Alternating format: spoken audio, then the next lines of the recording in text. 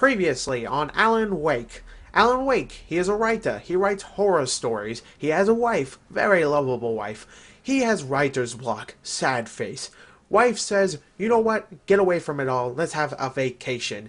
Bad idea. Worst vacation ever, cause she gets kidnapped by an evil presence, and now Alan Wake has to go save her. Will he save her? Spoiler, he does. Let's commence with this game now. Now, this Alan Wake game actually starts off right after you saved your wife by pretty much trading places with her because she was in this evil, dark realm place that's evil and dark, and you traded places with her. Now you're in this, and your wife is safe, and you have to go and try to escape this evil world by fighting your evil doppelganger, who is named Mr. Scratch, who looks exactly like you, except he isn't exactly like you because he's freaking insane. I mean, this guy is insane. He just kills random people for no reason. He has a smile on his face all the time while he's doing that, and he's insane. I love this guy for some reason. I don't know. Maybe I'm insane too. The game doesn't have as compelling story as the first game, but that's to be expected for just a $15 like 3.5 hour download. You know, it's an arcade game, $15. That's really it. So that was really expected. Alan is still a very likable character, and like I said, for some sick and twisted reason, I really like Mr. Scratch. He just does some of the most insane stuff, but he always has a smile, and he always does it in a fun manner. I just couldn't help but love him. The story might not be as great as the first, but I still really enjoyed the trip. With that being said, let's talk about the sound. The sound in Alan Wake's American Nightmare, just like the first game, has such an eerie presence to it. The things you will hear in the environment, like little whispers that are coming from behind you and the tree branches moving around in the wind, or even like bushes or something, will always keep you on edge and makes you think that there's something around you all at all times. It makes for a very frightening game environment. The voice acting in the game is also very well done, like the first game. The guy who plays Alan and Mr. Scratch does a wonderful job here, playing two of the same characters but with completely different personalities. There is the occasional cheesy or bland voice acting from the rest of the characters, but for the most part you will be hearing both Wake and Scratch most of the time, and they both sound great. Overall, the sound does a great job of making it sound like a game. So, good job. Anyway, let's talk about the graphics. Okay, now the graphics. It is obvious that the graphics engine is exactly the same as the original game. This is actually a really good thing because the original Alan Wake looked damn good. I mean, really damn good. The major complaint from the first was the characters' faces and how bad the animations could actually get. Luckily, the character models of this game are much more improved and the animations aren't as wonky as the first game. They still need to be worked on here and there, but for the most part, it's really good. The lighting effects are pretty much exactly the same as the first, which means they're some of the best out there, easily.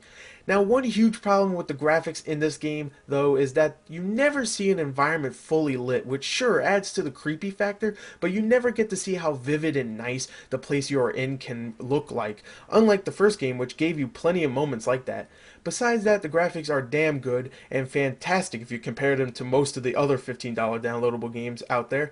Anyway, those are the graphics. They're really damn good. Let's go on to the gameplay. Alright, now the gameplay. Alan Wake was a very spooky game with a great atmosphere. Now the gameplay for the new Alan Wake decided to ditch most of the spookiness and make it more action oriented. I really enjoyed the action in the first game, so when I heard this, I wasn't really disappointed at all really, as long as they tightened up the shooting a bit. Luckily that is what they did with American Nightmare.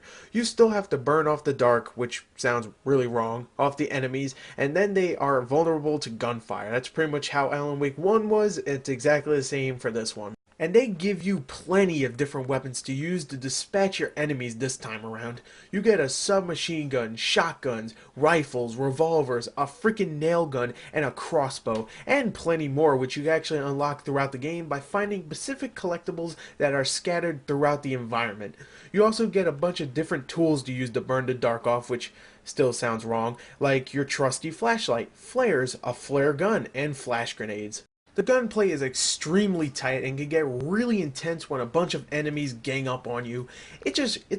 I'll just say it feels very satisfying to lay down the law on these dark, encrusted fucks. There you go, I said it. Bad language, I don't care, I said it, and I had to. The developers of this game, Remedy, did something that many games don't do nowadays, and that is add variety to the enemy types. Some of these enemy types include huge enemies with big ass weapons, small enemies that move really fast, some of them that will split into two if you actually point the light at them, ones that turn into birds, which I was like, whoa, that's kind of cool, and others that will actually throw bombs at you. There is a pretty hefty amount of things to kill, and because the gameplay is so much fun, you will want to kill them all. Now, my only major problem with the gameplay is that they make you do missions over and over again. They actually send you back in time and put you in the same environment that you were in like 30 minutes ago and make you do the same exact missions over again, which can be cool because sometimes something happens to a character before and now that whatever happened to that character can be undone, but it still feels very lazy that they make you do the same thing over and over again in the same environments as well, with only little variations here and there. Like sometimes they'll let you, skip one item and go get the other one instead or something. That's really it.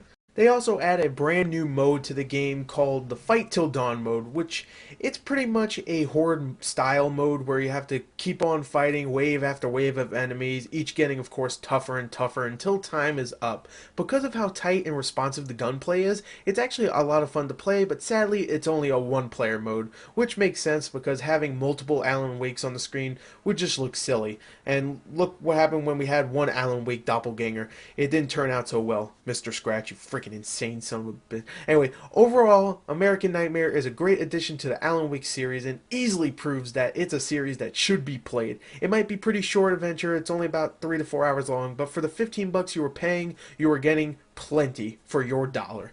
I highly recommend it. Go check it out now. Thank you for listening to my review. Goodbye.